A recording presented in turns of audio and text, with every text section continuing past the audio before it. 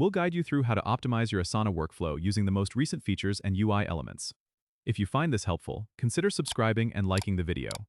First, open Asana on your desktop and go to your project dashboard. You'll want to start by organizing your projects using sections. Click on the Add Section button at the top of your task list to create clear and distinct categories for your tasks. This helps in breaking down large projects into manageable parts. Next, make use of custom fields by going to the Customize menu on the right side of your project. Add fields like priority, status, or any relevant detail that helps in tracking your tasks better. Custom fields allow you to capture important information at a glance. Now, set up rules to automate repetitive tasks. Click on the Customize button and navigate to the Rules section.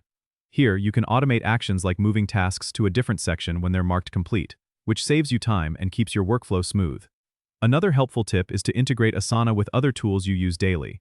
Go to the Apps section in your Asana project and connect to tools like Slack, Google Drive, or Microsoft Teams. This integration ensures that all your updates and files are streamlined across platforms. Don't forget to regularly review your tasks and deadlines. Use the Calendar view by clicking on the Calendar tab at the top. This gives you a visual overview of your tasks over time and helps in planning your week efficiently. Lastly, remember to invite team members to collaborate. Click on the Share button and add team members to your project so they can contribute and stay updated. Optimizing your Asana workflow involves setting up these features to work seamlessly together, which enhances productivity and keeps your projects on track. Don't forget to subscribe and comment if this helped you out.